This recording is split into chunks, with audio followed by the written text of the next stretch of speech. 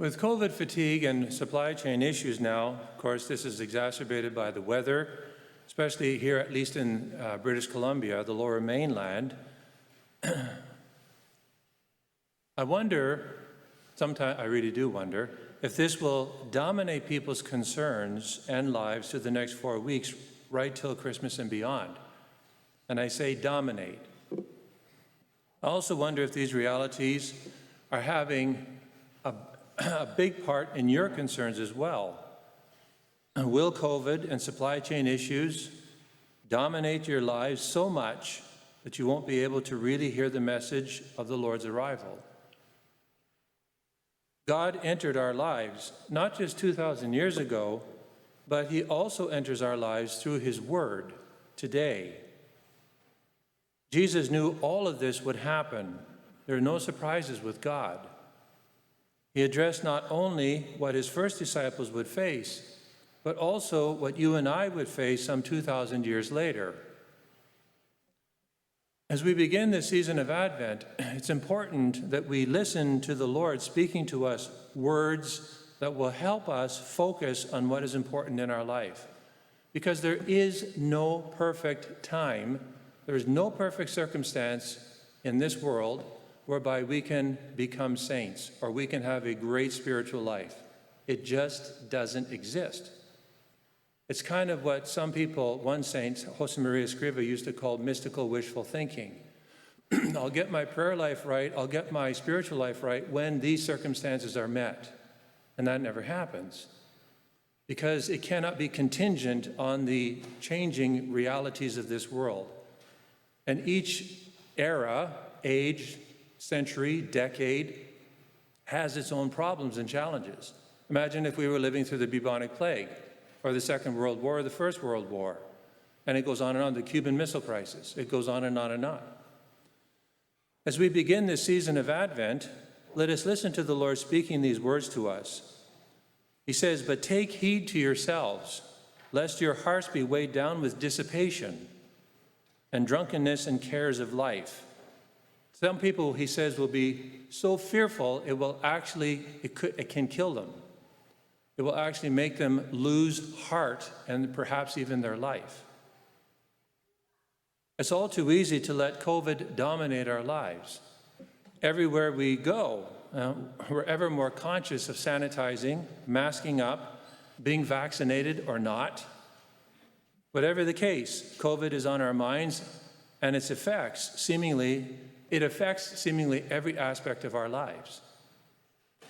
It has seeped into our public debates, employment realities, the political landscape, discussions about health care, and so on. The list goes on. We can easily be weighed down by all of this. Our hearts can become heavy, and our tempers are easily set off. As we begin Advent, it is all too easy to let sort of settle into our lives a kind of dissipation.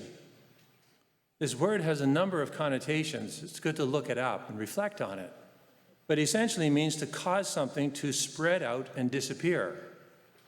So in this case, COVID can so dominate our lives in this way, and even from the surface up, that it can cause our focus on Jesus Christ to disappear.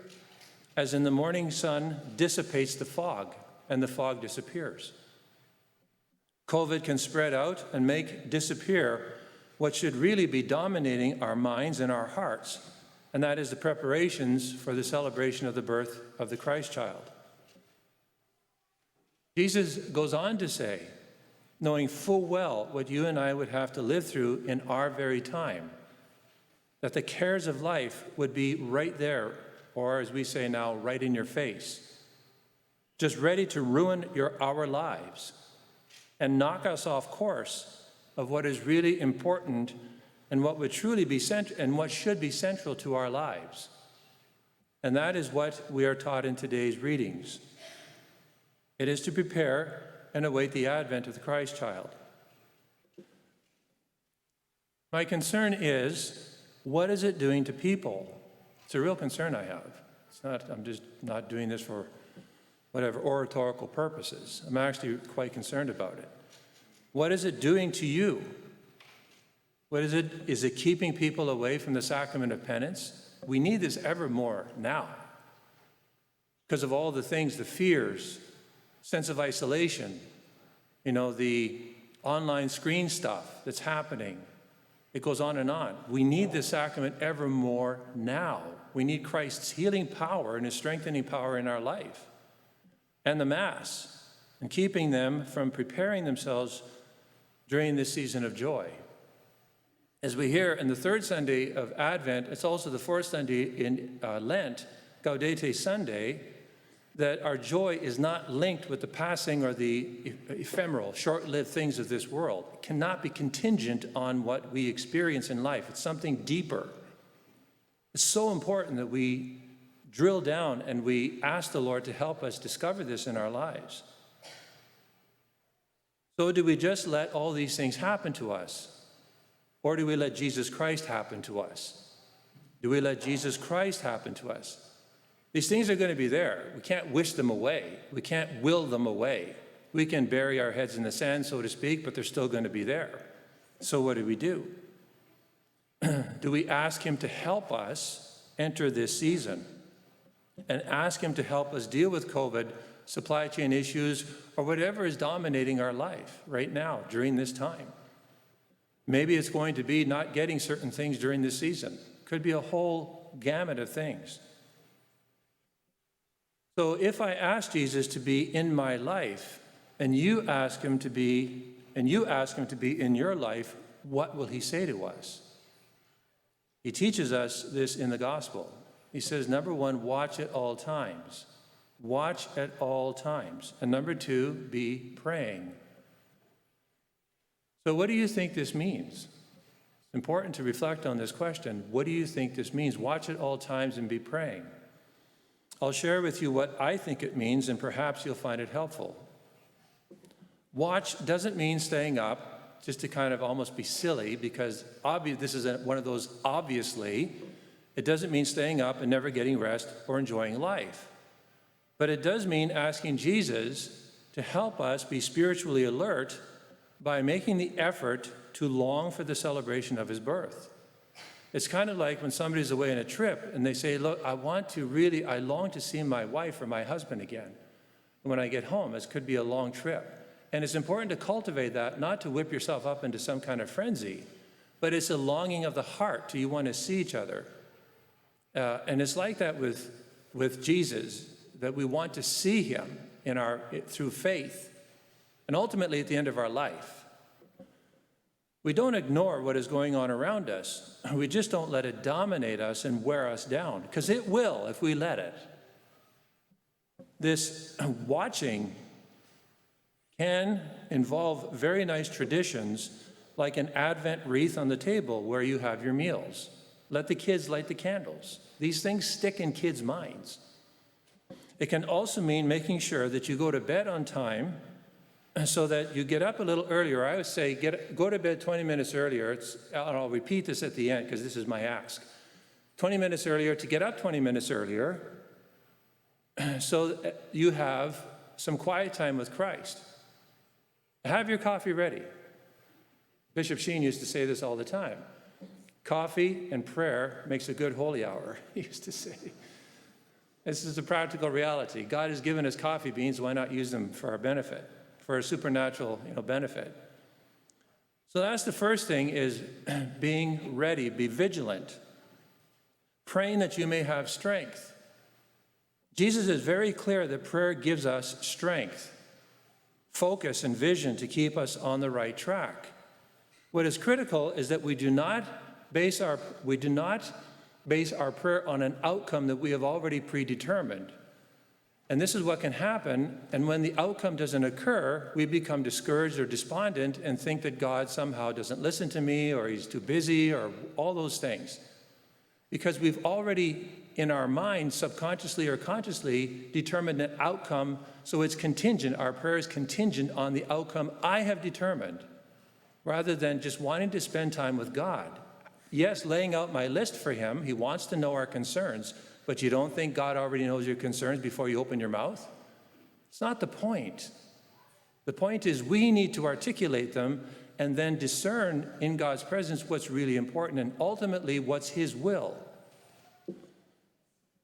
I know I can't change the world, but I can ask Jesus to help me begin Advent so that my focus is where it needs to be. And that is being with Mary and Joseph, who are going to Bethlehem. These two people are very poor. They're living in very difficult circumstances, with the Roman government breathing down every Jew's back. They're going to Bethlehem for the purposes of taxation that they all resent. If they make a mistake, they could be killed because the Romans could be violent. So this is in the rainy season of the year. So this is not some sort of magical, oh, it's so wonderful with little snowflakes coming down and it's beautiful and romantic. No, this is actually a very difficult trip. She's riding on a donkey. So these two people are very poor, and yet they're joy-filled people. They're the two most joy-filled people in the world because Jesus is going to arrive.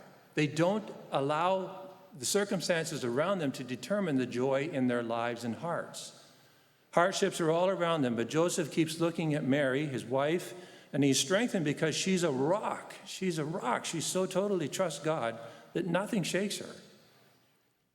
Is this just a dream or a fantasy? You should think about the answer to that question in your life.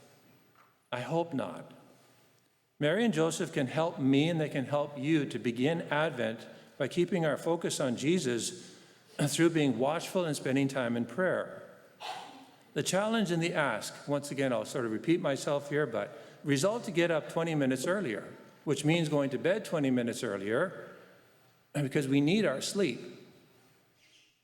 And having your coffee ready, if that's what you drink, or tea or whatever, and reading the first reading and the gospel of the day, spending those 20 minutes reading those readings and saying, Lord, what do you want me to draw from this to help me walk with you today? It's a simple question. One thing, what do you want me to draw from this that will help me follow you today? And this, we're doing kind of a twofer, two things for one in one. We're being vigilant and we're actually praying. Jesus will reward you if you try this and stick with it. Both you and I can have a great Advent. I'm going to check in from the pulpit to encourage you to stay on track.